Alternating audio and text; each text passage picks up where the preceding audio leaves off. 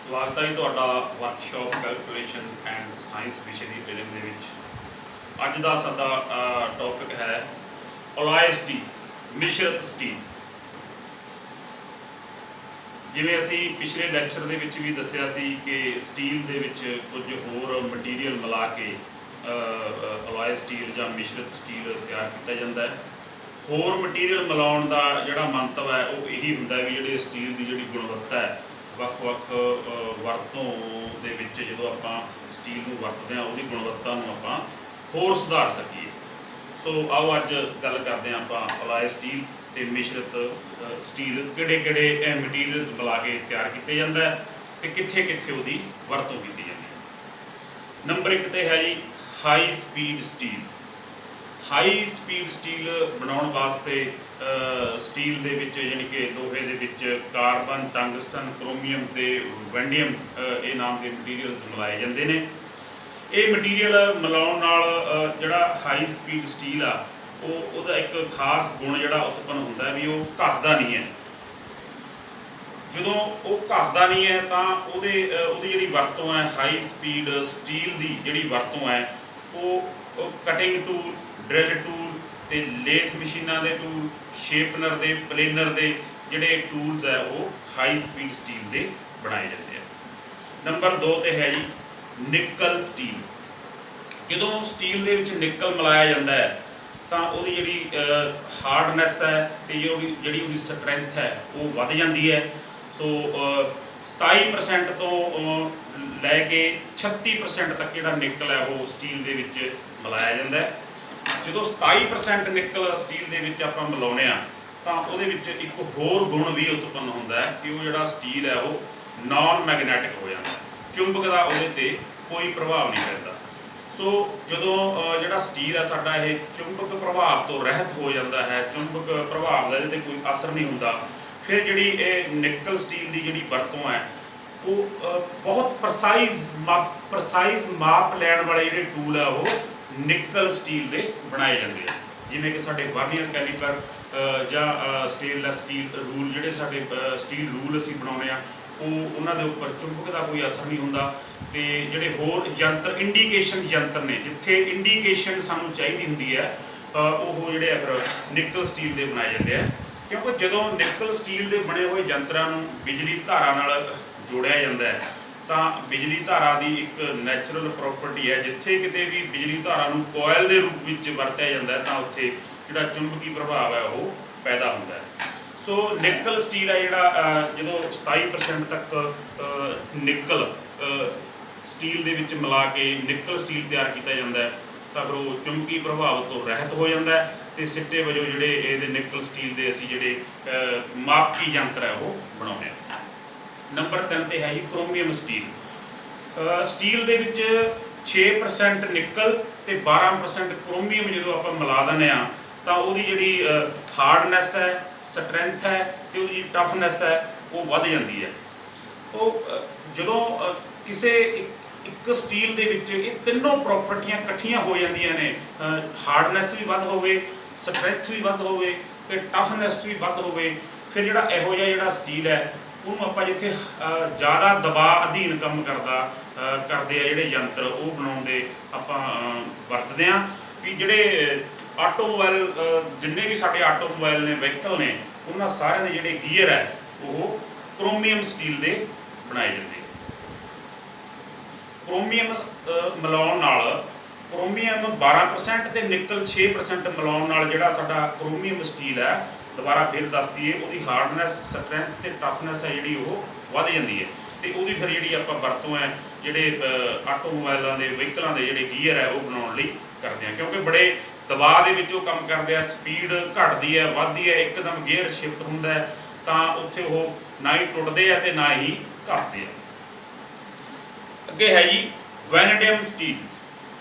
Steel ਦੇ ਵਿੱਚ carbon ਤੇ ਵੈਨੇਡੀਅਮ ਮਿਲਾਉਣ ਨਾਲ ਇਹਦੀ ਜਿਹੜੀ ਟਫਨੈਸ ਹੈ ਉਹ ਵੱਧ ਜਾਂਦੀ ਹੈ ਤੇ ਇਹਦੇ ਫਿਰ ਜਿਹੜੇ ਵੈਨੇਡੀਅਮ ਸਟੀਲ ਦੇ ਜਿਹੜੇ ਟੂਲਸ ਹੁੰਦੇ ਨੇ, ਜਿਹੜੇ ਔਜ਼ਾਰ ਆਪਾਂ ਬਣਾਉਂਦੇ ਆ ਉਹ ਘਸਦੇ ਨਹੀਂ ਹੈ, ਬੜੀ ਜਲਦੀ ਘਸਦੇ ਨਹੀਂ ਹੈ। ਜਦੋਂ ਮੈਨੂਅਲ ਸ਼ਕਤੀ ਨਾਲ, ਮਨੁੱਖੀ ਵਸੀਲਿਆਂ ਨਾਲ ਉਹਨੂੰ ਆਪਾਂ ਯੂਜ਼ ਕਰਦੇ ਆ ਵੈਨੇਡੀਅਮ ਸਟੀਲ ਦੇ ਬਣੇ ਹੋਏ ਯੰਤਰਾਂ ਨੂੰ ਤਾਂ ਉਹ ਘਸਦੇ ਨਹੀਂ।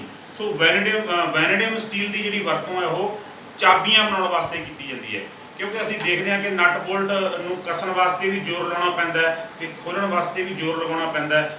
ਤਾਂ ਸਾਡੀਆਂ ਜਿਹੜੀਆਂ ਚਾਬੀਆਂ ਹੁੰਦੀਆਂ ਨੇ ਉਹਨਾਂ ਦੇ ਜਿਹੜੇ ਐਜ ਹੈ ਉਹ ਇਹੋ ਜਿਹੇ ਹੋਣੇ ਚਾਹੀਦੇ ਆ ਵੀ ਉਹ ਬਲ ਲਾਉਣ ਤੋਂ ਕੱਸਣੇ ਨਹੀਂ ਚਾਹੀਦੇ। ਸੋ ਵੈਨੇਡੀਅਮ ਸਟੀਲ ਹੈ ਜਿਹੜਾ ਉਹ ਚਾਬੀਆਂ ਬਣਾਉਣ ਲਈ ਵਰਤਿਆ ਜਾਂਦਾ। ਅੱਗੇ ਹੈ ਜੀ ਕੋਬਾਲਟ ਸਟੀਲ। ਹਾਈ ਸਪੀਡ ਦੇ ਵਿੱਚ ਜਦੋਂ 30% ਤੱਕ ਆਪਾਂ ਕੋਬਾਲਟ ਮਿਲਾਉਂਦੇ ਆ ਤਾਂ ਇੱਕ ਵਿਲੱਖਣ ਗੁਣ ਹੈ ਜਿਹੜਾ ਉਹ ਸਟੀਲ ਦੇ ਵਿੱਚ ਪੈਦਾ ਹੋ ਜਾਂਦਾ ਹੈ ਕਿ ਇਹ ਸਥਾਈ ਚੁੰਬਕ ਬਣਨ ਦੇ ਯੋਗ ਹੋ ਜਾਂਦਾ ਹੈ। ਸਟੀਲ ਦੇ ਵਿੱਚ ਜਦੋਂ ਆਪਾਂ 30% ਤੱਕ ਕੋਬਾਲਟ ਮਿਲਾ ਦਿੰਦੇ ਆ ਤਾਂ ਜਿਹੜਾ ਸਟੀਲ ਦਾ ਮੈਗਨੈਟਿਕ ਜਿਹੜਾ ਗੁਣ ਹੈ ਉਹ ਉੱਭਰ ਕੇ ਬਾਹਰ ਆਉਂਦਾ ਹੈ। 30% ਕੋਬਾਲਟ ਮਿਲਾਉਣ ਤੋਂ ਬਾਅਦ ਜਿਹੜਾ ਸਟੀਲ ਹੈ ਉਹ ਸਥਾਈ ਚੁੰਬਕ ਬਣਨ ਦੇ ਯੋਗ ਹੋ ਜਾਂਦਾ ਹੈ। ਸੋ ਜਿੱਥੇ ਕਿਤੇ ਵੀ ਸਾਨੂੰ ਵੱਡੀ ਸਟਰੈਂਥ ਦੇ ਹਾਈ ਸਟਰੈਂਥ ਦੇ ਚੁੰਬਕ ਚਾਹੀਦੇ ਹੈ, ਜਿਵੇਂ ਰੇਲ ਕੋਚ ਫੈਕਟਰੀ ਵਗੈਰਾ ਦੇ ਵਿੱਚ ਬੜੇ ਕੰਮ ਕਰਨ ਵਾਸਤੇ ਸਾਨੂੰ ਹਾਈ ਸਟਰੈਂਥ ਚੁੰਬਕਾਂ ਦੀ ਲੋੜ ਹੁੰਦੀ ਹੈ, ਜਾਂ ਹੋਰ ਕਈ ਉਦਯੋਗਾਂ ਦੇ ਵਿੱਚ ਜਿੱਥੇ ਜ਼ਿਆਦਾ ਸ਼ਕਤੀਸ਼ਾਲੀ ਸਾਨੂੰ ਚੁੰਬਕਾਂ ਦੀ ਲੋੜ ਹੁੰਦੀ ਹੈ ਤਾਂ ਉੱਥੇ ਅਸੀਂ ਸਟੀਲ ਦੇ ਵਿੱਚ 30% ਕੋਬਾਲਟ ਮਿਲਾ ਕੇ ਉਹਦੇ ਵਿੱਚ ਜਿਹੜਾ ਚੁੰਬਕ ਦਾ ਜਿਹੜਾ ਗੁਣ ਹੈ ਉਹ ਆ ਜਾਂਦਾ ਤੇ ਉਹਦੀ ਜਿਹੜੀ ਵਰਤੋਂ ਹੈ ਉੱਥੇ ਅਸੀਂ ਕਰਦੇ ਹਾਂ। ਅੱਗੇ ਹੈ ਜੀ ਸਪਰਿੰਗ ਸਟੀਲ। ਸਪਰਿੰਗ ਸਟੀਲ ਉਦੋਂ ਬਣਦਾ ਜਦੋਂ ਸਟੀਲ ਦੇ ਵਿੱਚ 0.3 ਤੋਂ 0.4 ਤੱਕ ਕਾਰਬਨ ਹੋਵੇ ਤੇ 8% ਹੋਵੇ ਕ੍ਰੋਮੀਅਮ, 7% ਹੋਵੇ ਮੈਂਗਨੀਜ਼ ਤੇ 2% ਹੋਵੇ ਸਿਲੀਕੌਨ। ਜਦੋਂ ਸਟੀਲ ਦੇ ਵਿੱਚ ਇਹਨਾਂ ਮਟੀਰੀਅਲਸ ਨੂੰ ਇਸ ਮਾਤਰਾ ਦੇ ਵਿੱਚ ਮਿਲਾਇਆ ਜਾਂਦਾ ਹੈ ਤਾਂ ਉਹਦੇ ਵਿੱਚ ਇਲਾਸਟਿਸਿਟੀ ਲੱਭਣ ਦੀ ਜਿਹੜੀ ਇੱਕ ਗੁਣ ਹੈ ਉਹ ਪੈਦਾ ਹੋ ਜਾਂਦਾ ਹੈ।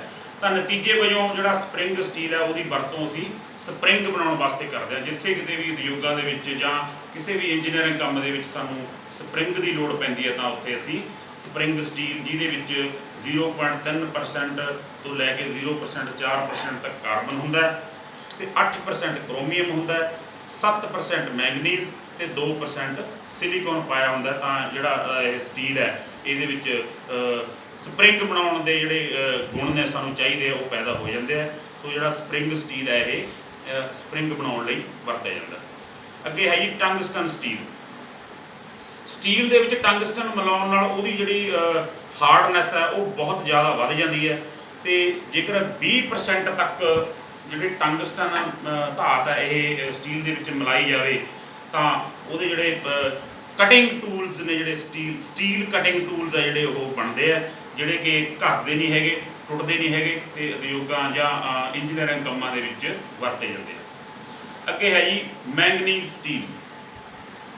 ਮੈਂਗਨੀਜ਼ ਜਦੋਂ ਮਿਲਾਇਆ ਜਾਂਦਾ ਸਟੀਲ ਦੇ ਵਿੱਚ 15% ਤੱਕ ਜਿਹੜਾ ਸਟੀਲ ਦੇ ਵਿੱਚ ਜਦੋਂ ਮੈਂਗਨੀਜ਼ ਮਿਲਾਇਆ ਜਾਂਦਾ ਤਾਂ ਇਹਦੀ ਜਿਹੜੀ ਇੱਕ ਅਦਭੁਤ ਕੁਆਲਿਟੀ ਹੈ ਜਿਹੜੀ ਉਹ ਹਾਰਡਨੈਸ ਦੀ ਪੂਰੀ ਸਟਰੋਂਗ ਜਿਹੜੀ ਹਾਰਡਨੈਸ ਹੈ ਉਹ ਸਟੀਲ ਦੇ ਵਿੱਚ ਆ ਜਾਂਦੀ ਹੈ। ਫਿਰ ਜਿਹੜਾ ਇਹ ਮੈਂਗਨੀਜ਼ ਸਟੀਲ ਹੁੰਦਾ ਹੈ ਨਾ ਇਹਦੇ ਉੱਪਰ ਕੋਈ ਮਸ਼ੀਨ ਕੰਮ ਕਰਦੀ ਹੈ ਨਾ ਹੀ ਕੋਈ ਛੋਟੇ-ਮੋਟੇ ਬਹੁਤ ਭਾਰੀ ਦਬਾਅ ਦਾ ਵੀ ਕੋਈ ਅਸਰ ਨਹੀਂ ਹੁੰਦਾ। ਤਾਂ ਜਿਹੜਾ ਮੈਂਗਨੀਜ਼ ਸਟੀਲ ਹੈ ਇਹਦੀ ਮੁੱਖ ਵਰਤੋਂ ਹੈ ਜਿਹੜੀ ਅਸੀਂ ਉਹ ਰੇਲ ਦੀਆਂ ਪਟੜੀਆਂ ਤੇ ਕਮਾਣੀਆਂ ਤੇ ਰੋਲਿੰਗ ਮਸ਼ੀਨਾਂ ਬਣਾਉਣ ਵਾਸਤੇ ਕੰਮ ਕਰਦੇ ਹਾਂ। ਇੱਥੇ ਦੁਬਾਰਾ ਫਿਰ ਦੱਸ ਦਈਏ ਕਿ ਜਦੋਂ ਸਟੀਲ ਦੇ ਵਿੱਚ 15% ਮੈਂਗਨੀਜ਼ ਜਿਹੜਾ ਮਿਲਾਇਆ ਜਾਂਦਾ ਹੈ ਤਾਂ ਇਹ ਸਟੀਲ ਇੰਨਾ ਹਾਰਡ ਹੋ ਜਾਂਦਾ ਹੈ ਕਿ ਇਹਦੇ ਉੱਪਰ ਕੋਈ ਮਸ਼ੀਨਿੰਗ ਨਹੀਂ ਹੁੰਦੀ, ਕਿਸੇ ਤਰ੍ਹਾਂ ਦਾ ਇਹਨੂੰ ਕੱਟ ਨਹੀਂ ਪੈਂਦਾ, ਕਿਸੇ ਤਰ੍ਹਾਂ ਦਾ ਇਹਦੇ ਵਿੱਚ ਹੋਰ ਕੋਈ ਇਹਨੂੰ ਕੁੱਟ ਕੇ ਇਹਨੂੰ ਆਪਾਂ ਤੋੜ ਨਹੀਂ ਸਕਦੇ ਜਾਂ ਇਹਨੂੰ ਕਿਸੇ ਵੀ ਤਰੀਕੇ ਟੈਂਪਰੇਚਰ ਵਗੈਰਾ ਜਾਂ ਭਾਰੀ ਦਬਾਅ ਦਾ ਇਹਦੇ ਤੇ ਅਸਰ ਹੈ ਜਿਹੜਾ ਉਹ ਨਾ ਮਾਤਰ ਹੋ ਜਾਂਦਾ। ਸੋ ਜਿਹੜੀਆਂ ਰੇਲ ਦੀਆਂ ਪਟੜੀਆਂ, ਕਮਾਣੀਆਂ ਤੇ ਜਿਹੜੀਆਂ ਰੋਲਿੰਗ ਮਸ਼ੀਨਾਂ ਇਹ ਸਾਰੀਆਂ ਮੈਂਗਨੀਜ਼ ਸਟੀਲ ਦੀਆਂ ਬਣਦੀਆਂ ਨੇ। ਆਪਾਂ ਦੁਬਾਰਾ ਫਿਰ ਸਮ ਅਪ ਕਰ ਲਈਏ ਕਿ ਮਿਸ਼ਰਤ ਸਟੀਲ, ਅਲੋਏ ਸਟੀਲ ਹੈ ਜਿਹੜੇ ਇਹ ਤਿਆਰ ਕੀਤੇ ਜਾਂਦੇ ਆ ਸਟੀਲ ਦੇ ਗੁਣਾਂ ਦੇ ਵਿੱਚ ਸੁਧਾਰ ਲਿਆਉਣ ਵਾਸਤੇ ਤਾਂ ਜੋ ਇੰਜੀਨੀਅਰਿੰਗ ਕੰਮਾਂ ਦੇ ਵਿੱਚ ਜਦੋਂ ਆਪਾਂ ਸਟੀਲ ਨੂੰ ਵਰਤੀਏ ਲੋੜ ਅਨੁਸਾਰ ਤਾਂ ਉਹਦੇ ਜਿਹੜੇ ਗੁਣ ਹੈ ਉਹ ਹੋਰ ਵੀ ਜਿਹੜੇ ਉਹ ਜ਼ਿਆਦਾ ਮਤਲਬ ਵੀ ਲਾਹੇਵੰਦ ਜਿਹੜਾ ਇੰਜੀਨੀਅਰਿੰਗ ਫੀਲਡ ਦੇ ਵਿੱਚ ਹੋਵੇ। ਸਭ ਤੋਂ ਪਹਿਲਾਂ ਆਪਾਂ ਗੱਲ ਕੀਤੀ ਸੀ ਹਾਈ ਸਪੀਡ ਸਟੀਲ ਦੀ। ਹਾਈ ਸਪੀਡ ਸਟੀਲ ਹੈ ਜਿਹੜਾ ਇਹ ਘੁਰਦਾ ਨਹੀਂ ਹੈ, ਇਹਦੇ ਕਟਾਈ ਟੂਲ ਬਣਦੇ ਆ, ਡਰਿਲ, ਕਟਰ, ਲੇਥ, ਸ਼ੇਪਨਰ, ਪਲੈਨਰ, ਇਹ ਸਾਰੇ ਜਿਹੜੇ ਹਾਈ ਸਪੀਡ ਦੇ ਹੁੰਦੇ ਆ। ਇਹਦੇ ਵਿੱਚ ਕਾਰਬਨ, ਟੰਗਸਟਨ, ਕ੍ਰੋਮੀਅਮ, ਬੈਂਡੇਰਮ ਇਹ ਸਾਰੇ ਮਿਲਾਏ ਜਾਂਦੇ ਆ। ਨੰਬਰ 2 ਤੇ ਸੀ ਆਪਣਾ ਨਿਕਲ ਸਟੀਲ। ਸਟੀਲ ਦੇ ਵਿੱਚ ਜਦੋਂ ਆਪਾਂ ਨਿਕਲ ਮਿਲਾ ਦਿੰਦੇ ਹਾਂ ਤਾਂ ਉਹਦੀ ਜਿਹੜੀ ਹਾਰਡਨੈਸ ਤੇ ਸਟਰੈਂਥ ਵੱਧ ਜਾਂਦੀ ਹੈ। ਉਸ ਤੋਂ ਅੱਗੇ ਸੀਗਾ ਕ੍ਰੋਮੀਅਮ ਸਟੀਲ। ਕ੍ਰੋਮੀਅਮ ਮਿਲਾਉਂਦੇ ਹਾਂ ਜਦੋਂ ਆਪਾਂ ਸਟੀਲ ਦੇ ਵਿੱਚ ਤਾਂ ਉਹਦੀ ਹਾਰਡਨੈਸ, ਸਟਰੈਂਥ ਤੇ ਟਫਨੈਸ ਤਿੰਨੋਂ ਹੀ ਵੱਧ ਜਾਂਦੀਆਂ ਨੇ। 6% ਨਿਕਲ ਤੇ 12% ਕ੍ਰੋਮੀਅਮ ਮਿਲਾ ਕੇ ਇਹ ਨਾਨ ਮੈਗਨੈਟਿਕ ਹੋ ਜਾਂਦਾ ਹੈ। ਤੇ ਨਾਨ ਮੈਗਨੈਟਿਕ ਜਿਹੜਾ ਗੁਣ ਹੈ ਇਹਦੇ ਕਰਕੇ ਇਹਦੇ ਜਿਹੜੇ ਚੁੰਬਕੀ ਖੇਤਰ ਵਿੱਚ ਵਰਤੇ ਜਾਂਦੇ ਆ ਮਾਪਕੀ ਯੰਤਰ, ਉਹ ਆ ਜਿਹੜੇ ਕ੍ਰੋਮੀਅਮ ਸਟੀਲ ਦੇ ਬਣਦੇ ਆ। ਵੈਨੇਡੀਅਮ ਸਟੀਲ, ਇਹ ਜਦੋਂ ਸਟੀਲ ਦੇ ਵਿੱਚ ਵੈਨੇਡੀਅਮ ਮਿਲਾਇਆ ਜਾਂਦਾ ਤਾਂ ਇਹਦੀ ਟਫਨੈਸ ਵੱਧ ਜਾਂਦੀ ਹੈ। ਇਹ ਘਸਦਾ ਨਹੀਂ ਹੈ, ਇਹਦੀ ਧਾਰ ਹੈ ਜਿਹੜੀ ਉਹ ਬਰਕਰਾਰ ਰਹਿੰਦੀ ਹੈ। ਤਾਂ ਜਿਹੜੀਆਂ ਚਾਬੀਆਂ ਨੇ, ਜਿਹੜੇ ਸਾਡੀਆਂ ਜਿੰਨੇ ਵੀ ਨਟ ਬੋਲਟ ਖੋਲ੍ਹਣ ਤੇ ਕੱਸਣ ਵਾਲੀਆਂ ਜਿੰਨੀਆਂ ਚਾਬੀਆਂ ਉਹ ਸਾਰੀਆਂ ਵੈਨੇਡੀਅਮ ਸਟੀਲ ਦੀਆਂ ਬਣਦੀਆਂ। ਕੋਬਾਲਟ ਸਟੀਲ ਹੈ ਜਿਹੜਾ, ਜਦੋਂ ਸਟੀਲ ਦੇ ਵਿੱਚ ਆਪਾਂ ਕੋਬਾਲਟ ਮਿਲਾ ਦਿੰਦੇ ਹਾਂ ਤਾਂ ਇਹਦੀ ਜਿਹੜੀ ਘਸਦਾ ਨਹੀਂ ਹੈ, ਇਹਦੀ ਜਿਹੜੀ ਸਥਾਈ ਚੁੰਬਕ, ਆਪਣੇ ਆਪ ਨੂੰ ਸਥਾਈ ਚੁੰਬਕ ਬਣਾਉਣ ਦੀ ਜਿਹੜੇ ਗੁਣ ਹੈ ਉਹ ਵੀ ਇਹਦੇ ਵਿੱਚ ਆ ਜਾਂਦਾ ਹੈ। ਸੋ ਵੱਡੇ ਵੱਡੇ ਕਾਰਖਾਨਿਆਂ ਦੇ ਵਿੱਚ ਜਿੱਥੇ ਸਥਾਈ ਚੁੰਬਕਾਂ ਦੀ ਲੋੜ ਹੁੰਦੀ ਆ ਉੱਥੇ ਸਟੀਲ ਦੇ ਵਿੱਚ ਜਿਹੜਾ 30% ਹੈ ਉਹ ਕੋਬਾਲਟ ਮਿਲਾ ਕੇ ਉਹਨੂੰ ਵਰਤਿਆ ਜਾਂਦਾ ਹੈ। ਸਪਰਿੰਗ ਸਟੀਲ, ਇਹਦੇ ਵਿੱਚ 0.3% ਤੋਂ 0.4% ਤੱਕ ਕਾਰਬਨ ਤੇ 8% ਕ੍ਰੋਮੀਅਮ ਤੇ 7% ਮੈਂਗਨੀਜ਼, 2% ਸਿਲੀਕੋਨ ਮਿਲਾ ਕੇ ਸਪਰਿੰਗ ਸਟੀਲ ਹੈ ਜਿਹੜਾ ਉਹ ਸਪਰਿੰਗ ਆਦਿ ਬਣਾਉਣ ਲਈ ਵਰਤਿਆ ਜਾਂਦਾ ਹੈ। ਟੰਗਸਟਨ ਸਟੀਲ, ਟੰਗਸਟਨ ਜਦੋਂ ਮਿਲਾਈ ਜਾਂਦੀ ਹੈ ਸਟੀਲ ਦੇ ਵਿੱਚ 20% ਤੱਕ ਤਾਂ ਇਹਦੀ ਜਿਹੜੀ ਹਾਰਡਨੈਸ ਵੱਧ ਜਾਂਦੀ ਹੈ ਤੇ ਇਹਦੇ ਜਿਹੜੇ ਸਟੀਲ ਦੇ ਕਟਿੰਗ ਟੂਲ ਹੈ ਜਿਹੜੇ ਉਹ ਬਣਾਉਣ ਵਾਸਤੇ ਟੰਗਸਟਨ ਸਟੀਲ ਵਰਤਿਆ ਜਾਂਦਾ ਹੈ। ਅਖੀਰ ਤੇ ਆਪਾਂ ਪੜ੍ਹਿਆ ਸੀ ਮੈਂਗਨੀਜ਼ ਸਟੀਲ। ਜਦੋਂ ਸਟੀਲ ਦੇ ਵਿੱਚ 15% ਤੱਕ ਮੈਂਗਨੀਜ਼ ਪਾਇਆ ਜਾਂਦਾ ਹੈ ਤਾਂ ਇਹਦੀ ਜਿਹੜੀ ਹਾਰਡਨੈਸ ਹੈ ਉਹ ਬਹੁਤ ਜ਼ਿਆਦਾ ਵੱਧ ਜਾਂਦੀ ਹੈ। ਉਹਦੇ ਕਿਸੇ ਵੀ ਦਬਾਅ ਦਾ, ਕਿਸੇ ਬਾਹਰੀ ਬਲ ਦਾ ਤੇ ਕਿਸੇ ਮਸ਼ੀਨ ਦਾ ਕੋਈ ਅਸਰ ਨਹੀਂ ਹੁੰਦਾ। ਇਹ ਇਸ ਸ਼ਕਤੀ ਕਰਕੇ ਇਹਦੇ ਜਿਹੜੇ ਰੇਲ ਦੀਆਂ ਪਟੜੀਆਂ, ਕਮਾਣੀਆਂ ਤੇ ਰੋਲਿੰਗ ਮਸ਼ੀਨਾਂ ਦੇ ਜਿਹੜੇ ਰੋਲਰ ਆ ਉਹ ਮੈਂਗਨੀਜ਼ ਸਟੀਲ ਦੇ ਬਣਾਏ ਜਾਂਦੇ ਆ। ਇੱਥੇ ਆਪਣਾ ਜਿਹੜਾ ਇਹ ਮਟੀਰੀਅਲ ਸਾਇੰਸ ਦਾ ਜਿਹੜਾ ਪਾਰਟ 1 ਹੈ, ਜਿਹਦੇ ਵਿੱਚ ਆਪਾਂ ਫੈਰਸ ਮੈਟਲ ਲੋਹ ਧਾਤੂਆਂ ਬਾਰੇ ਪੜ੍ਹਿਆ, ਉਹ ਇੱਥੇ ਹੀ ਸਮਾਪਤ ਹੁੰਦਾ ਹੈ। ਅੱਗੇ ਆਪਾਂ ਸ਼ੁਰੂ ਕਰਾਂਗੇ material science part 2 non ferrous metal, ਜਿਹਦੇ ਵਿੱਚ ਆਪਾਂ ਲੋਹ ਧਾਤੂਆਂ ਬਾਰੇ ਪੜ੍ਹਾਂਗੇ। ਧੰਨਵਾਦ।